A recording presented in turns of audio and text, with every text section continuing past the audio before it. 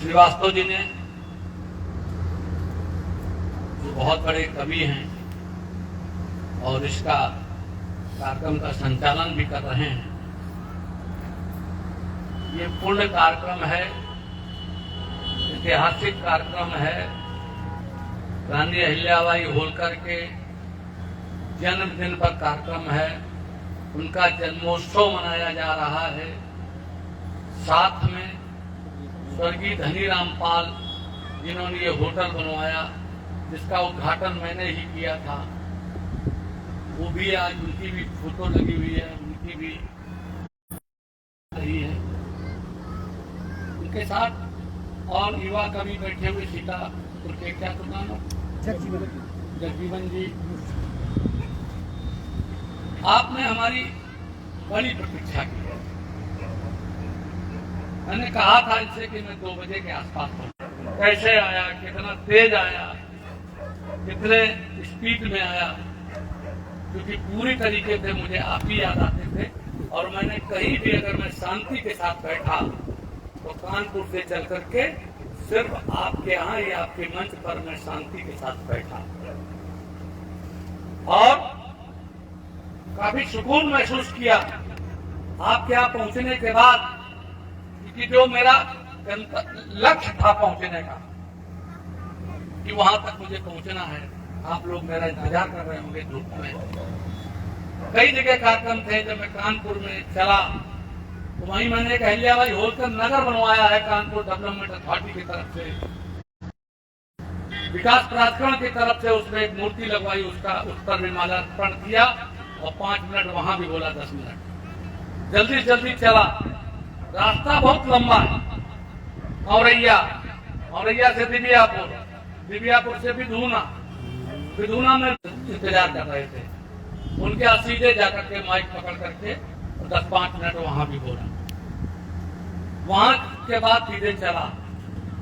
रास्ता ये इतनी किसनी से लेकर के एक रास्ता खराब मिली, बहुत दिनों बाद खराब रास्ता मिली। खैर आपके बीच में पहुंच गया। बहुत सौभाग्यशाली समझता हूं अपने आप को कि आप सबके दर्शन और आपने हमारा बड़ा स्वागत किया। मैं आपका भी सबका उसी तरीके से बहुत हृदय से स्वागत करता हूं। जो बेटियों ने मुझे गीत सुनाए, स्वागत गीत के बाद एक लड़कियों के सशक्तिकरण पर एक प्रेरणा गीत सुनाया, के चरणों में आज उनके 298 वर्ष जो पूरे हुए हैं, उस पर आप सबको इस बात के लिए बधाई देता हूं कि एक चरवाहा समाज में पैदा हुई लड़की मालवा साम्राज्य की महारानी बनी। इससे साबित होता है कि कहीं भी कोई पहुंच सकता है, उसको पहचानने वाला होना चाहिए। उस लड़की को पहचाना 9 साल की उम्र में मल्हारराव होलकर ने, मालवा के राजा ने। वो वहीं पर पड़े, उनका लाव लश्कर पड़ा हुआ। शांति कुंज के महाराज जी शर्मा आचार्य, श्री राम शर्मा आचार्य जी ने किताब लिखी अहिल्याबाई होलकर पर, उस पर उन्होंने इस पर जिक्र लिखा है। ये सब चीजें क्यों हुई? मल्हारराव होलकर जी ने उस लड़की को पहचान करके अपने बेटे के लिए उसको चुना कि हम इस लड़की की शादी अपने बेटे के साथ करेंगे। और अपने मंत्री को भेजकर उनके पिता से, उसके मां से उसका हाथ मांगते हैं और वहां से डोली पर लेकर के, और उस समय पर वो घर में अपने गाय के गोबर से लीप रही थी। नीचे लीपते हुए ये संदेश मिलता है कि आप राजकाज चलाना सिखाया, युद्ध कला में प्रवीण किया। एक युद्ध में आपके ये राजस्थान के भरत, वहां पर वो मारे जाते हैं खंडेराव। अहिल्याबाई होलकर उनके उसमें वो अपना सती होना चाहती है। मल्हारराव जी उनको मनाते हैं और कहते हैं कि बेटा तुमको राज चलाना है। वो स्वीकार करती है और राज चलाती है। और कैसा राज चलाती है? आप पुरुष और महिला में महिला ज्यादा ताकतवर होती है।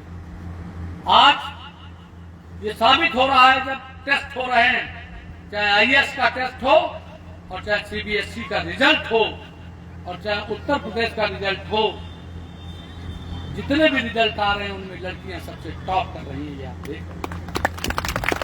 आपके बीच में भी अभी दोनों लड़कियों ने जिस तरीके से गाया, बहुत अच्छा कहा कि मैंने बहुत संघर्ष किया, मैं संघर्ष कर रहा हूं। मैं श्रीवास्तव जी से कहना चाहता हूं कि जिन्होंने संघर्ष नहीं किया वो जीवन में कभी बढ़े नहीं।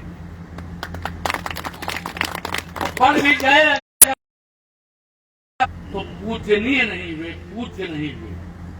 उनकी कभी मूर्तियां नहीं लगाई गई, उनके लिए कभी उनके जीवन पर कोई काव्य पाठ नहीं हुआ, उनके जीवन पर कभी लिखा नहीं गया। लिखा उसी के जीवन पर जाता, उसी का नाम इतिहास के पन्ने पे होता है।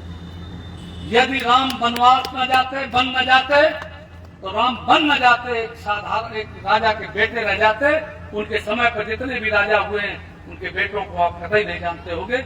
और भगवान राम जब 14 वर्ष के वनवास से वापस आए तो सीधे मर्यादा पुरुषोत्तम राम हो गए और विष्णु के अवतार हो गए और भगवान कहलाए, ईश्वर कहलाए। आज राम राम हो गए। इसी तरीके से अगर गांधी जी जेल न जाते और स्वतंत्रता के आंदोलन में जेल न जाते तो कोई गांधी को जानता नहीं, गांधी गांधी रह जाते।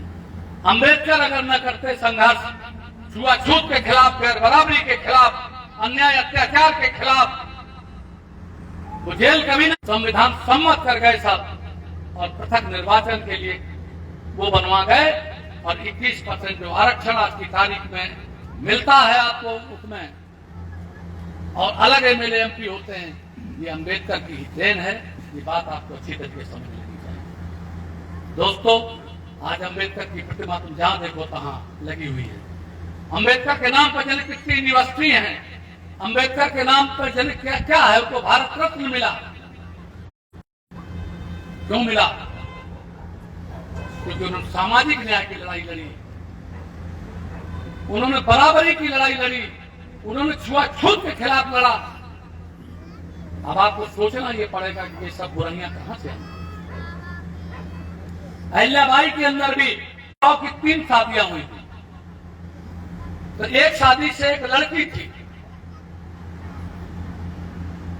उस लड़की का जो दामाद था, मतलब पति था, उनका जो दामाद था मल्हारराव का, और उनका समधी, ये सब इस बात पर कि अगर ये खांडेराव मर जाए और अहिल्याबाई को निपटा दिया जाए तो ये सारा राज्य मेरा हो जाए। ये षड्यंत्र सुबह से शाम तक चलता था। 50 में संविधान लागू होता है, 50 से 52 तक क्षेत्र बनते हैं, मतदाता सूची बनती है और चुनाव होता है। 52, 57, 62, 67, 69, 71, 74, 77, 80, 85, 89, 91, 96, 98, 99, 2006, 2004, 2009, 2014 और 2019 इतने लोकसभा के चुनाव आपके बीच में हो चुके हैं। इन चुनाव में किसने खोया, किसने पाया, अगर इस पर आप विचार करोगे तो 1952 में करहल विधानसभा, जो आपके इसी मैनपुरी की लोकसभा की विधानसभा है, उससे स्वर्गीय बीटी धनगर साहब एमएलए हुए। 1957 में मैनपुरी से एमपी हुए। उसके बाद आप चारों तरफ से गोल हो। क्यों? प्रयास नहीं करते हो। प्रयास करना पड़ता है। आज ये कार्यक्रम करने के लिए धनीराम के लड़के, क्या नाम है, सौरभ पाल को और मास्टर साहब रामविलास पाल को कितनी मेहनत करनी पड़ी। आज यहाँ पर एक लड़का बैठा हुआ है, इन्होंने जमीन खरीदी यहाँ पर। उस जमीन पर एक दरोगा जी और एक सज्जन और इनकी जमीन पर कब्जा करना चाहते थे। हम लोगों ने इनकी इतनी मदद की जो कर सकते थे। आज बैठे सामने पूछ लीजिए। और एक गांव और बताया इनको कि तुम उसमें 6-7 बीघा जमीन जितने खरीदी हो उतने के बेच लो, और बेच करके दूसरी जमीन ले लो जिसमें कोई झगड़ा ना हो। ये मैंने क्यों सलाह दी इनको कि जिससे दुश्मन का मनोबल भी गिर जाए, कि जितना तुमने रुपया लगाया उतना तुमने निकाल लिया, तुम हमसे लड़ो। तो दूसरी जगह खरीद ली। रामवीर मुझको ये बता रहा था कि वो भी जमीन शायद उससे ज्यादा पैसे की हो गई। यही तो है ना, ज्यादा पैसे की हो गई। बहुत अच्छा, हमारी बात मानी, तुम्हें ही फायदा हुआ। आज हम लोगों को समझाते हैं। हमने धनीराम जी से कहा था तो अचानक खैर क्या कहा जाए, भाई आया है तो जाएगा राजा रख फकीर, कोई चल सिंहासन चला कोई बंधा जंजीर। कौन कहां कब चला जाए, किसको हार्ट अटैक हो जाए, कौन कहां मर जाए। मृत्यु को कभी डरना नहीं चाहिए, मृत्यु को गले लगा लेना चाहिए, और मृत्यु हरदम सामने खड़ी रहती है, उसका स्वागत करने के लिए तैयार रहना चाहिए। और आगे की जो पुस्तक है उनको ठीक करके जाना चाहिए। पढ़ाने लिखाने से लेकर के लोगों ने सहयोग किया इनका। लेकिन एक चीज कहना चाहता हूं आपको कि आज अहिल्याबाई होलकर के वंशज कुछ भ्रमित हो गए, अछूत जात बनना चाहते हैं। एक तरफ अपने को अहिल्याबाई होलकर का वंशज भी बताते हैं, दूसरी तरफ अछूत जात भी होना चाहते हैं। और अछूत जात की सूची कि जब काशीराम जी आए, उन्होंने देखा कि उनकी कौम मरी जा रही है, चमार कौम मरी जा रही है, वोट हमारा राज तुम्हारा, दूसरे लोग राज कर रहे हैं और हम सिर्फ मतदाता हो गए। तब वो आदमी पंजाब के रमदसिया चमार यहां करके वो तैयार करते हैं लोगों को। बहुजन समाज पार्टी बनाते, पहले DS4 बनाते और कई चीजें बनाते बनाते एक चिंतक एक विचारा पार्टी के बाद बड़ी तरक्की भी की, मिनिस्टर भी उन्हीं की पार्टी से रहा और अध्यक्ष भी रहा। गणियों का उद्धार करने वाला, गणियों को सत्ता में पुनः लाने वाला अगर कोई है, कोई था तो बहुजन समाज पार्टी थी। और भी तमाम जातियों के लोगों को उस पार्टी ने काम किया था। मायावती ने टिकट बेच करके सबको बर्बाद कर दिया। मैं खैर उस बारे में नहीं बोलूंगा, लेकिन मैं कहना चाहता हूं कि काशीराम जी क्यों नहीं लड़े शेड्यूल कास्ट सीट से, और इटावा की सीट से लड़े और जीते, लेकिन कभी अछूत जात की सीट से नहीं लड़े। उन्होंने कहा कि मैं अपनी ताकत साबित करूंगा कि मैं शेड्यूल कास्ट का होकर के भी मैं सामान्य सीट से जीतूंगा, और हम ताकतवर होकर मैं उसको ठीक रास्ते पे ले जाना चाहता हूं। मैं आपका बेटा हूं, आपका भाई हूं, पूरा दिलो दिमाग से मैं करना चाहता हूं। इसीलिए मैं जब आया, जब कन्नौज में, जब यहाँ पर मैनपुरी में उपचुनाव था, मैंने यहाँ नामांकन भी खरीदा और मैंने पार्टी से भी कहा था, मैंने लोगों से भी कहा था कि यहाँ 1957 में बीडी धनगर रहे हैं सांसद, इसलिए मैं कन्नौज के 20 का चुनाव, मैनपुरी का उपचुनाव लड़ना चाहता हूँ। लेकिन आप जानते हो ये तब तक तुम्हें नहीं मिल सकता, ये ध्यान रखना। जब जरासंध और भीम के बीच युद्ध हो रहा था तो भगवान कृष्ण ने उनको दम बता दिया, जैसे उठा के नहीं मारो और पैर से चीर करके फेंक दो दोनों तरफ। लेकिन बाद में फिर बताया कि वो फिर जुड़ गया कि अब इधर उधर फेंक दो, तब वो जरासंध मारा। आज के जो जरासंध हैं ये तब तक नहीं मरेंगे जब तक आप सब संगठित नहीं होंगे। और वो संगठित होने के लिए मैंने इनसे कहा, सौरभ से कहा कि आपका जो ब्लॉक है ये, और मैनपुरी में जितने ब्लॉक हैं इनसे भी कहा है, बैठे क्या नाम पालता जयनेश जी को, ये तो बहुत पुराने हमारे खास आदमी हैं, मित्र हैं, इन्होंने बहुत बेईमान लोग भी देखे हैं।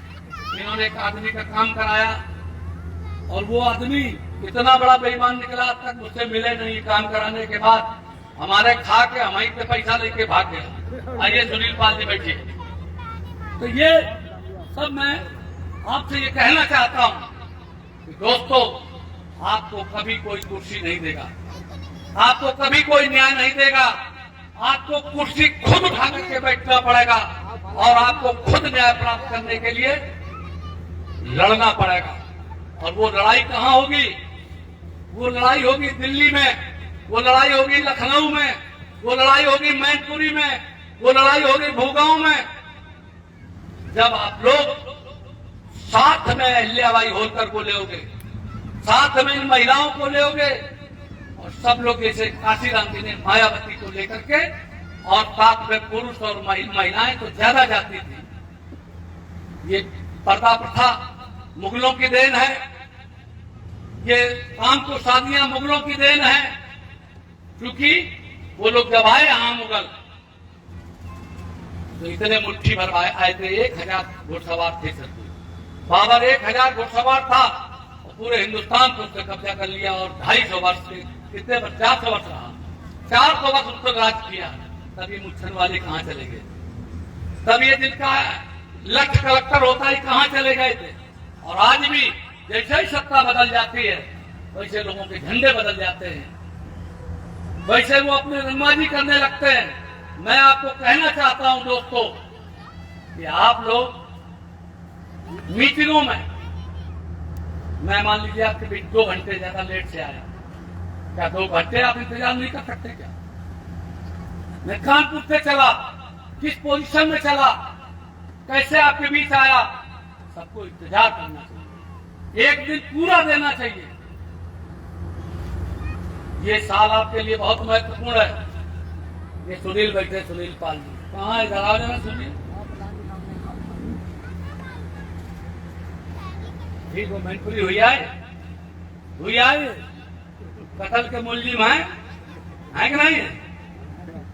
कत्ल किया है नहीं? क्या नहीं किया? कत्ल किया है इन्होंने?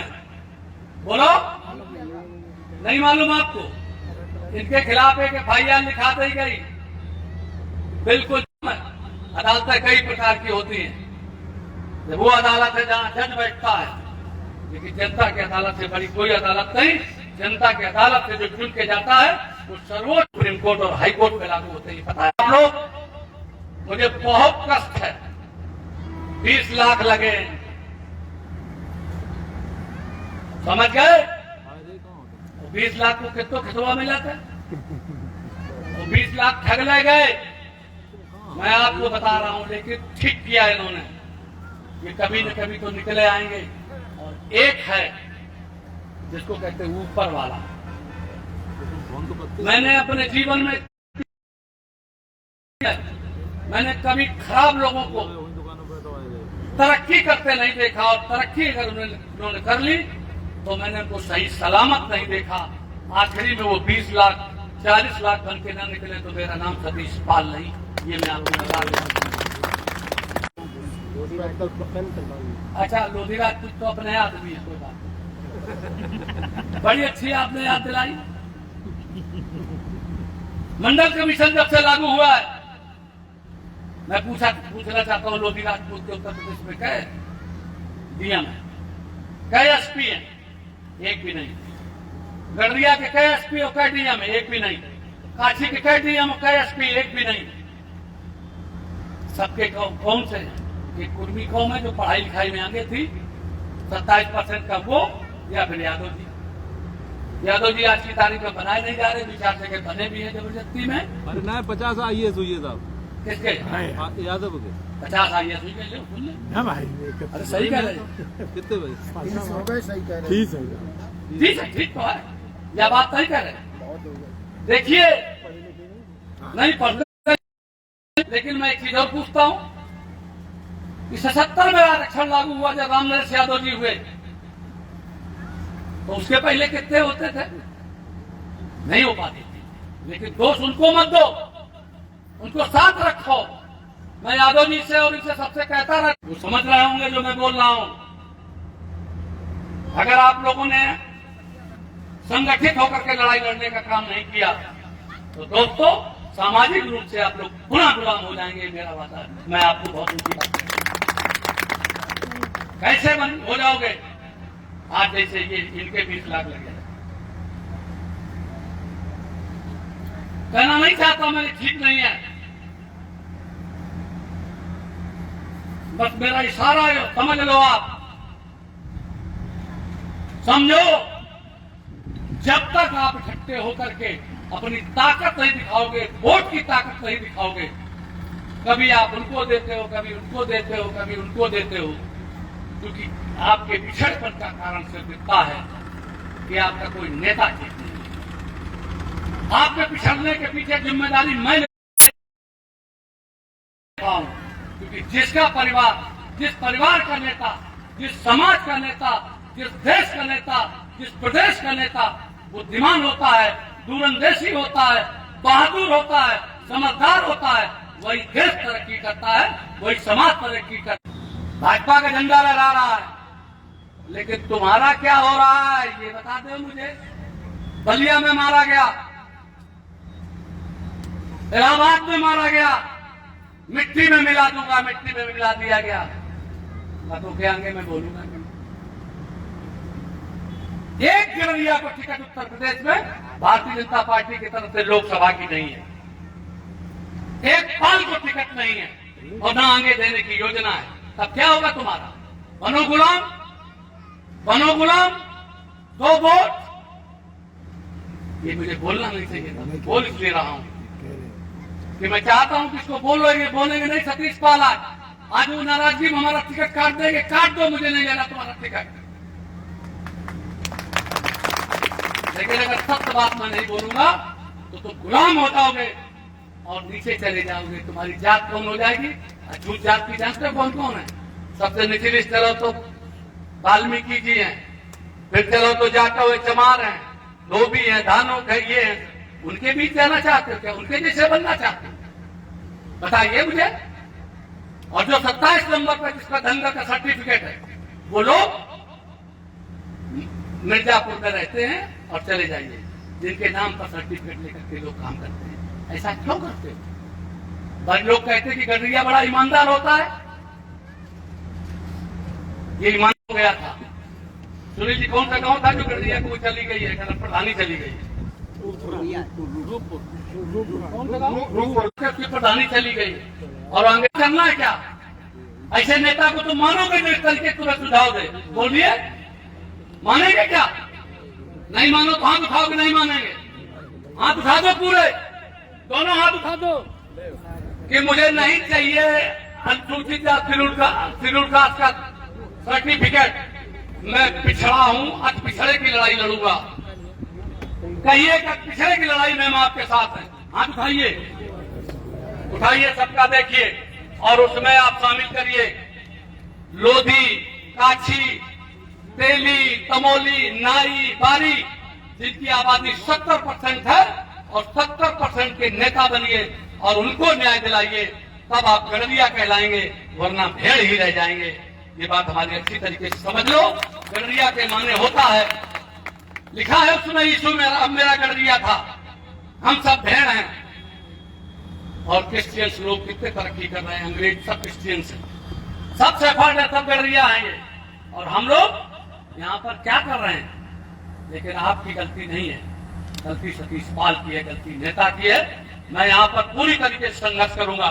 मैं सौरभ से कहना चाहता हूँ, अनिलेश जी से कहना चाहता हूँ, सुनील से कहना चाहता हूँ, यो मैं तक बहुत गिरात हो रहे, बहुत गिरा रहे हो, बहुत बड़ा यो चालाक आदमी है, हम बता रहे थे। इतना बड़ा क्या हुआ है, कलम गेस्ट हाउस है, करना नहीं जब तक सतीश पाल जिंदा है। मैं तुम्हें बताता हूँ, आज अगर रामदेव अग्निहोत्री जी यहाँ बैठे होते तो मेरा भाषण सुन करके बिल्कुल दंग रह जाते। मैं चाहता हूं कि आर पार की लड़ाई हो, समझ लो पहले। और गडरिया गडरिया गडरिया कहने में कभी संकोच मत करना। क्यों? गडरिया जड़ है, चरवाहा जड़ है, चरवाहा का पेशा था।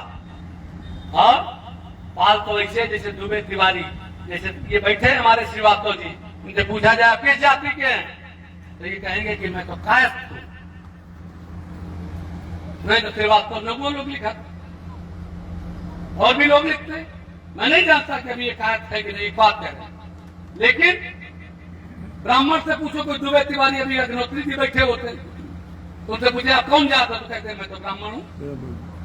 तो आपसे पूछे तो आप कौन जाए, तो आप बताओगे मैं तो पाल हूं, फिर कहने लगे धनगर हूं, फिर मैं बघेल हूं।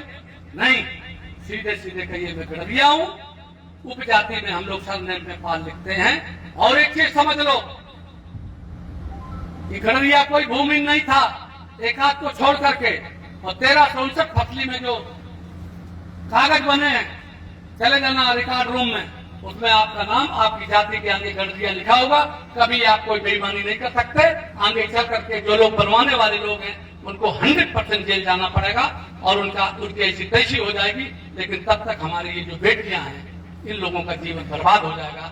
इसलिए मैंने ये बातें कही है। आगे भी आपको और बातें बताऊंगा। आज अगर मैं कहूं, मैं सही बात आपसे कहता हूं, जिन ने बनवा लिया, जो विधायक हो गए, मंत्री हो गए, सांसद हो गए, उनको रात में नींद ठीक से नहीं आती है, क्योंकि उनके खिलाफ मुकदमे पड़े हुए हैं। ऐसा कोई काम न करो जिससे रात में नींद ठीक से ना आए। ऐसा कोई काम न करो जिससे तुम्हारी निगाह नीची हो जाए। ऐसा कोई काम न करो जिससे आप